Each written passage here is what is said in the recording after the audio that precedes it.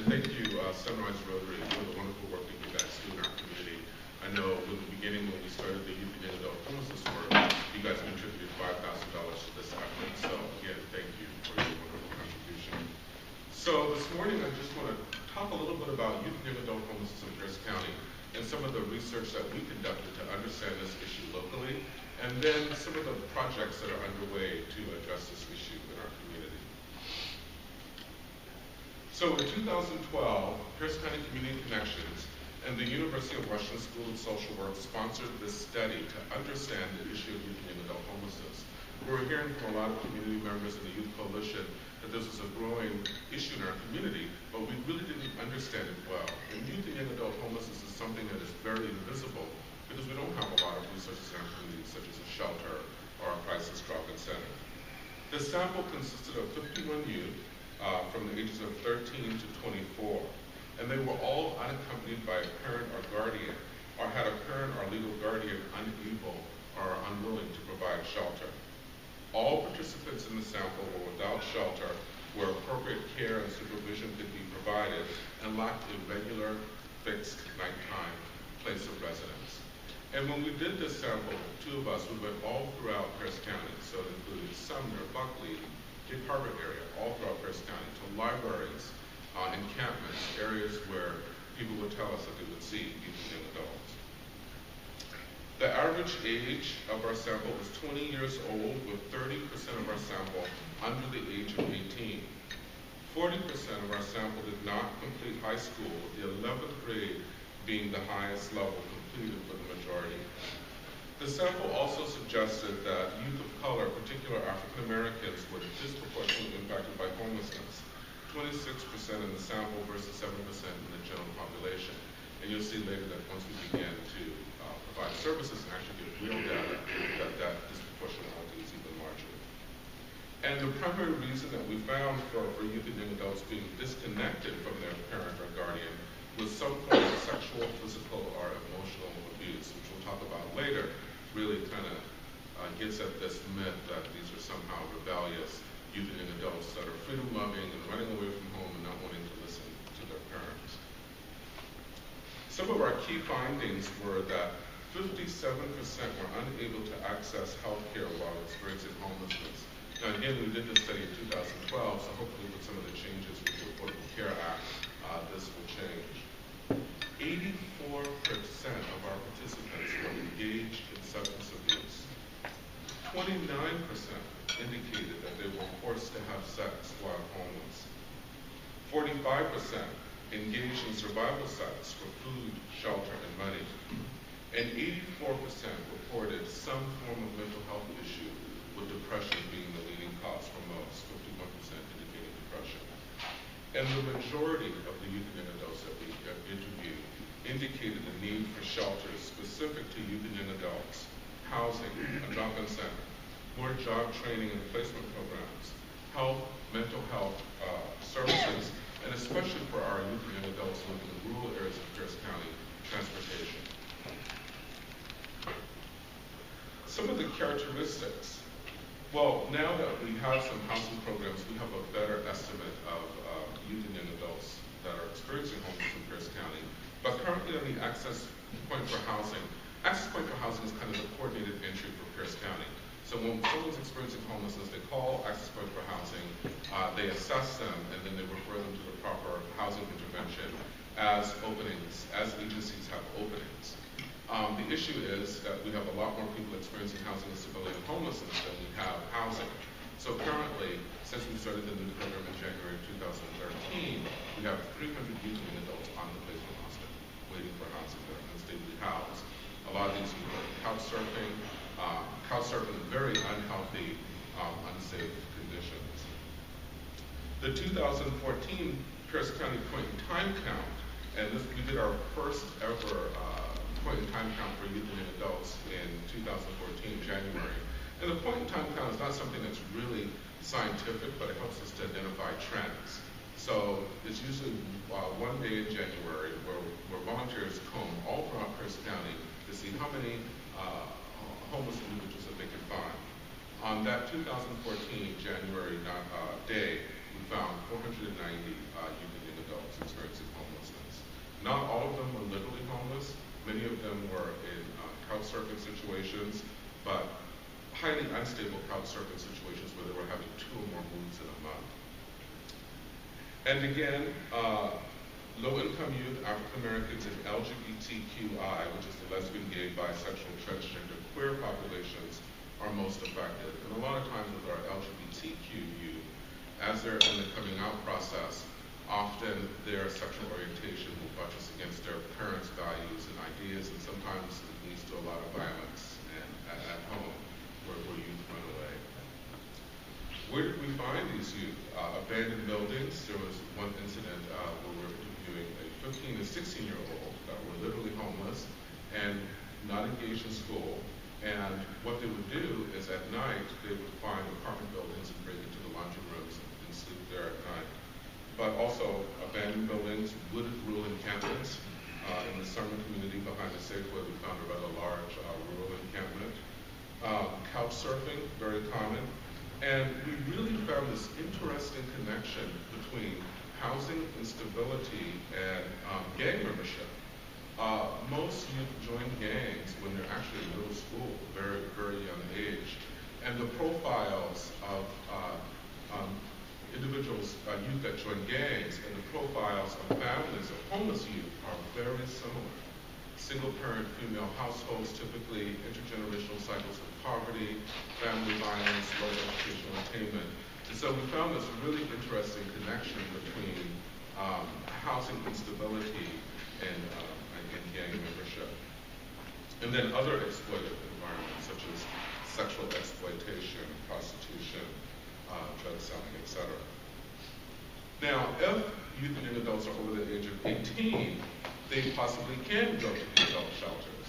But for many young adults that we've interviewed, they prefer not to go to the adult shelters. That's a very scary place for them and amplifies the risk to a host of maladaptive coping mechanisms, and also it could be a very negative socializing agent, engaging in substance abuse and criminal activity and so forth.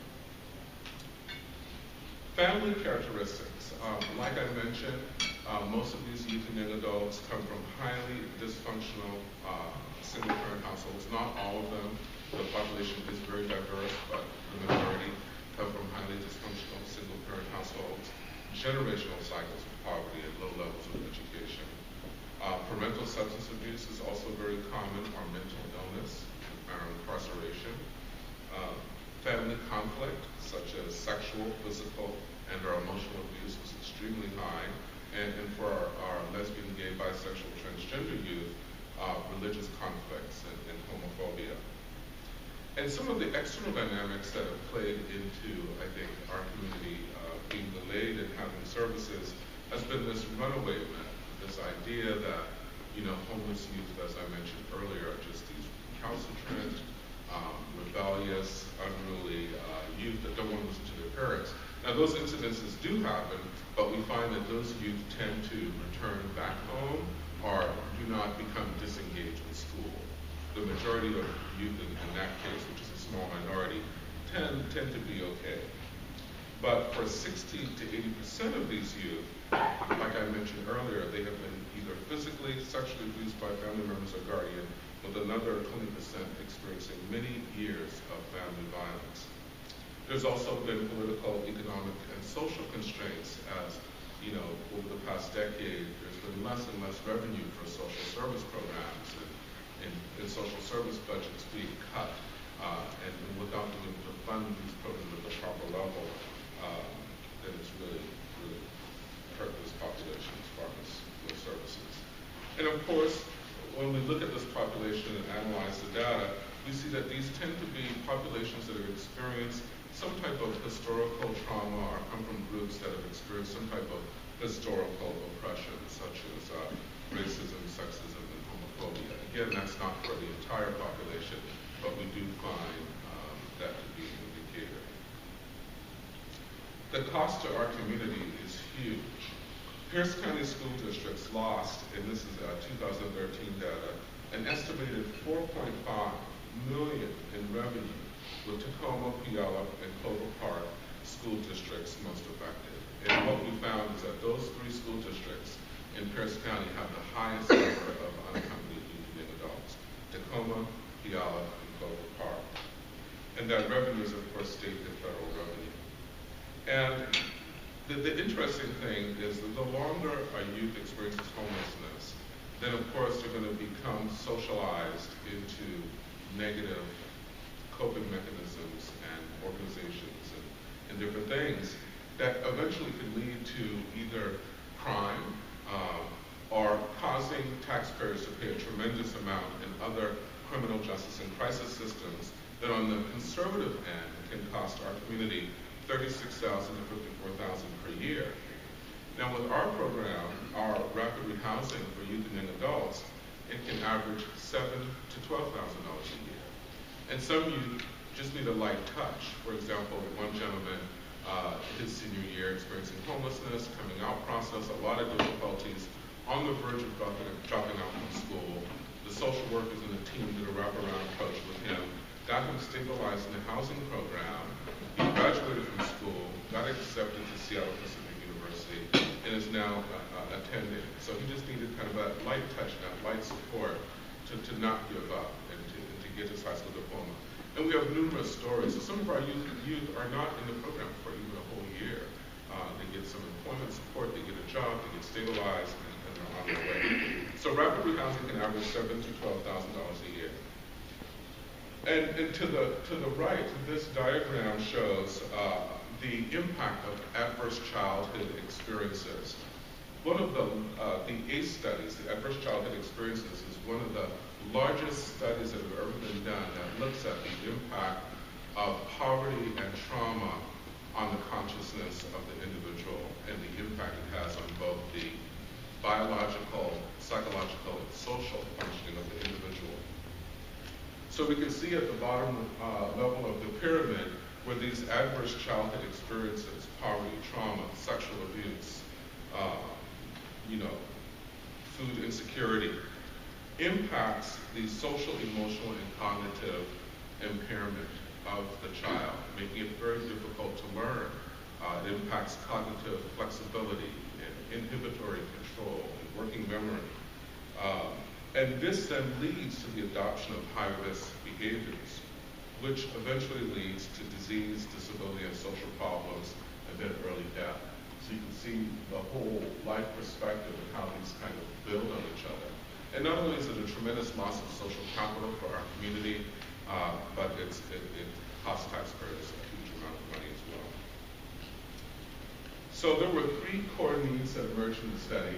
And this picture to the right is a group of our Pierce County Youth and Young Adult Advisory Council members. And this group was co-founded so that youth experiencing homelessness, along with their stably housed allies, can not only advocate for services, but learn about leadership and civic engagement, and become a proactive player in the community, and recognize that they do have the power to create a new narrative, that they can transform themselves, they can transform their community, and they can even transform their world.